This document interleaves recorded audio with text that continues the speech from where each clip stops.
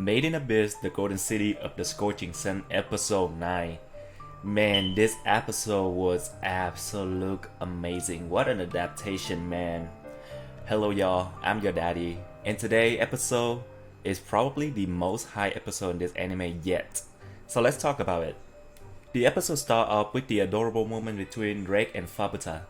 Fabuta enjoying the head bath is just so cute. And I'm sure anyone in this world would love to pat her as well.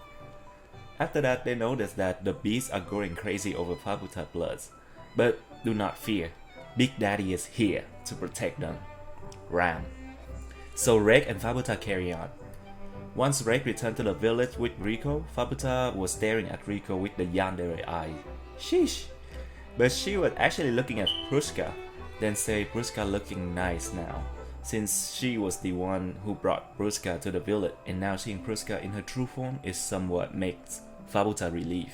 As Rake went into the villagers started to gather around him to witness part of Fabuta, the embodiment of value. And for your information, this hollow right here next to Vueko, we didn't see it in the anime adaptation, but spoiler here because they might show it in a future episode. So just skip to the timestamp that I'm about to put in. But in the manga, Vueko and her are lovers.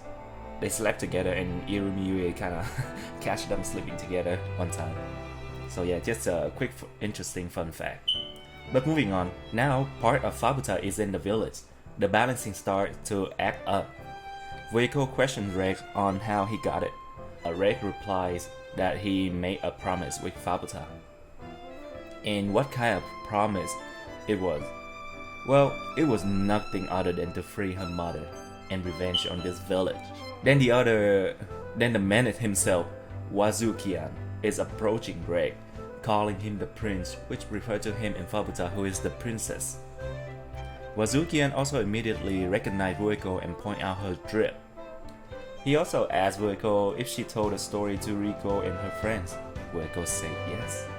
Wazukian then asked Riko if she started to hate him after knowing the origin of this village and what he did to Vueko and Irumyuui. Riko being Riko, she doesn't know much about Wazukian, but she liked this village. She is also short of understanding where he is coming from. He reminds her of Bondru, who would do anything if it means progress. Just like he said, even in darkness, there is value to it. We then got the information that this village was made 150 years ago. 150 years in the 6th layer is probably 1900 years on the surface, which is, by the way, the time that we first discovered the Abyss. As a guy who would do anything to make his wish come true, Riko doesn't think this village is what Wazukian really wishes for. To him, the 6th layer of the capital of the Unreturned is just the starting point. So what can he do to continue the adventure when they cannot leave the village? Well, Riko comes to the realization that Wazukian wanted her to use the Cradle of Greed to help them continue on their adventure. This is because Riko is a child who wanted nothing more than adventure deep down to the bottom of the abyss. Yeah, this man is a menace, bro. As he's not denying any of the things Riko say, ultimately he's still not the one to make the choice. The choice is made by the challenger themselves. He say the same thing Bondru say by the end of the movie. Suddenly, Juroimo of the Three Sages appear in the attempt to take Fabuta arms away from Rake. Wazukian took Vueko away to watch how they gonna deal with Juroimo. And Wazukian kinda assuming that Vueko still wants to kill himself, so that's why he take her away. So that's a little part right there. While watching, Vueko noticed something. She noticed that Juroimo is the same name of the scumbag that took her in and abused her when she was just a child. We also knew that in this village, people turn into things they desire, so that's why he looked the way he is. The hole in the middle, the ball sack on the side, and the sticky sword that come out of the hole.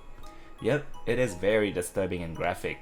But he would make by, from Irumyuui, look into Vueko memory as like a part of her. Juroimo just one day appeared and announced himself as one of the 3 sages in front of Wazukian, and now he is the will of this village, this guardian. In this village, if someone steal or damage the value from the other, the balancing will begin. But this doesn't work on Yorimo. Vueko explained that Yorimo stems back to her, and that's the reason why the balancing won't affect him. Rek is now running out of options, seeing Rico's group being cornered and he lost the arm that would save Nanachi. Rek hesitates to use the incinerator, but will this be for the better? This will help Fabuta fulfill her duty, but that also means the village and the villager that Rico grew to like will be in danger. But there is no more time to hesitate anymore. He fired the incinerator. That a piece from Jiraiya's body and put a big hole in this village. Then immediately he knows that Fabuta is coming. So before he passes out, he asks Rico to run away and asks Mugi, Majikaja, and Ma to protect Rico. As he was talking, an overwhelming presence appeared at the hole that Rek created. Standing there is the Princess of the Hollow, the embodiment of value. At long last, Fabuta has arrived. As the village stared in awe, Jiraiya tried to approach Fabuta but get blasted back by Big Daddy, warning that he is in the presence of the princess. Then we go to the most amazing and intimidating dialogue ever from Fabuta. Jiraiya then throws the balancing at her, but those are her siblings. Fabuta gives them her thanks before she absorbs them to fully heal herself.